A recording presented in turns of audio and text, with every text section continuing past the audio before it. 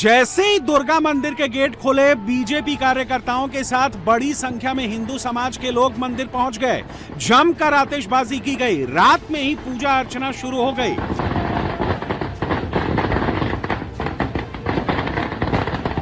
दिल्ली का नेता लोग का हम बार बार बोलते थे, हम लोग पार्टी का तरफ से, देखिए यहाँ पर हिंदू का जब मंदिर है, यहाँ पर दुर्गा पूजा और काली पूजा छोड़ के कोई पूजा होने नहीं देता है। प्रशासन का क्या तकलीफ है? अगर मंदिर में अगर डेली पूजा नहीं होगा, धूप धुना नहीं जलाएगा, अगरबत्ती नहीं जलाएगा तो कैसे चलेगा?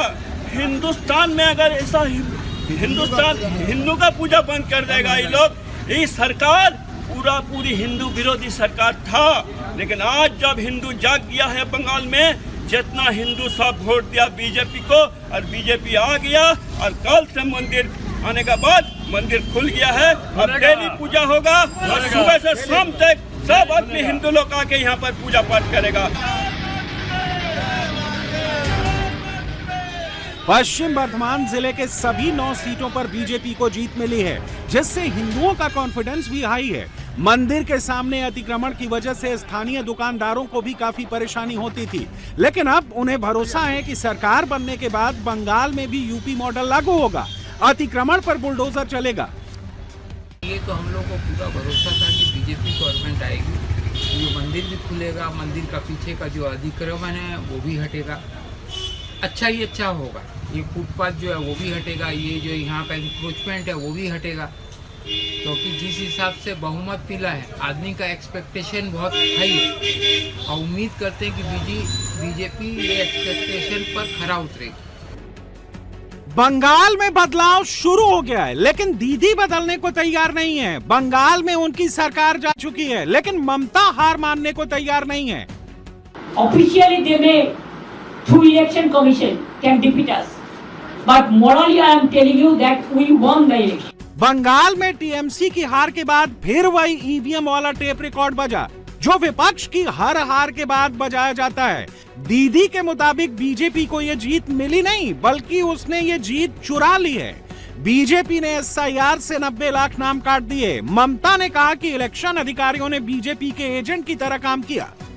बंगाल में और थोड़ा ज्यादा हुआ, क्यों? हम लोग जैसा फाइट किया इंची टू इंची, इतना फाइट हम लोगों ने किया जिंदगी मौत को सामने रख के।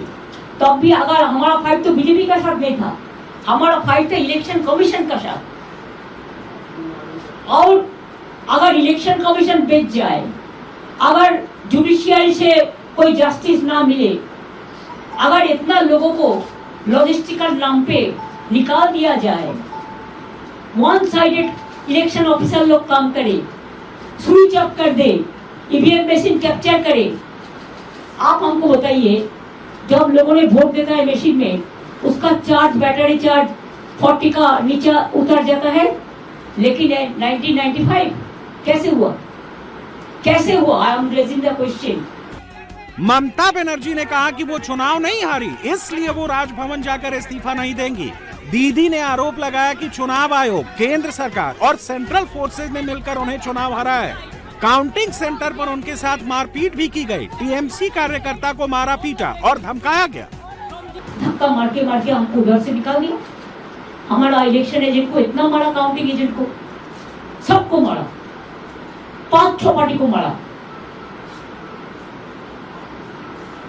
So they also complained. लेकिन कंप्लेंट किसको करेंगे? वो तो पूरा परचेज है ना, सेलेबल कमोडिटीज। यही हुआ बंगाल में। बंगाल का असली चेहरा और कोई अलग है, लेकिन जो चेहरा निकाला ये election commission, BJP and government of India, all central forces का एक ज्वाइंट ट्रायो कॉम्बिनेशन का साथ हम लोग को लड़ने पड़ा। ममता बनर्जी के इस्तीफा ना देने वाले बयान पर बीजेपी की तरफ से भी जवाब आ गया। शुभेंदु अधिकारी ने कहा, संविधान में सब कुछ साफ साफ लिखा है, इसमें पार्टी प्रवक्ता बताएगा। कॉन्स्टिट्यूशन में सब लिखा हुआ है, ज्यादा बोलने का जरूरत नहीं। ममता बनर्जी की सबसे बड़ी ताकत उनका पब्लिक से सीधा कनेक्ट था, लेकिन पिछले 15 सालों में ममता का आम जनमानस से कनेक्शन टूट गया था। ममता बनर्जी कालीघाट के जिस 30B हरीश चटर्जी स्ट्रीट में रहती थी, वहां कड़ी सुरक्षा थी, रास्ता ब्लॉक था। उनके घर के बाहर लगे एडवांस ऑटोमेटेड गेट और बैरिकेड्स लगाए गए थे। आम लोगों को वहां से गुजरने की इजाजत नहीं थी। लेकिन 15 साल बाद अब ये रास्ता खोल दिया गया है। एडवांस ऑटोमेटेड गेट और बैरिकेड्स हटा दिए गए हैं। अब आम लोग एक बार फिर आने जाने के लिए इस रास्ते का इस्तेमाल कर सकेंगे। 2011 साल में सत्ता का परिवर्तन हुआ था। ममता बनर्जी काफ़ी संघर्ष करने के बाद वो सत्ता में आई थी बंगाल के।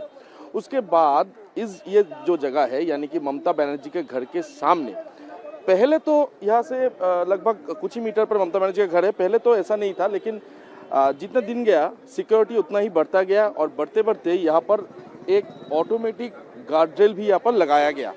ये ऑटोमेटिक गार्ड रेल है जो अभी फ़िलहाल तो खुला हुआ है, लेकिन कल तक इसे बंद करके रखा जाता था।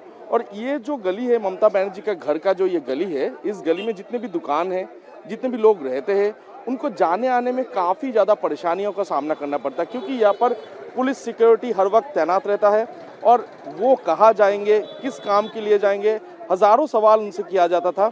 लेकिन जब से ममता बनर्जी भवानीपुर क्षेत्र से वो चुनाव में हार चुकी है, तब से ये जो ऑटोमेटिक गेट है, ये इस गेट को फिलहाल के लिए खुला छोड़ा गया है और लोग जितने भी हैं यहाँ पर वो अपने काम के लिए इस गली में जा पा रहे हैं। तो लोगों के मन में काफ़ी गुस्सा था इस वजह से कि वो अपने घर में जाने के लिए भी उन्हें हज़ारों सवालों का उत्तर देना पड़ता था। तो आज से जैसे कि देखा जा रहा है, ये गेट पूरा खुला हुआ है और लोग आसानी से जा पा रहे हैं। इसीलिए लोग खुलकर बात कर रहे हैं कि ममता बनर्जी के वजह से काफ़ी ज़्यादा परेशानियों का सामना करना पड़ता था उन्हीं के इलाके में।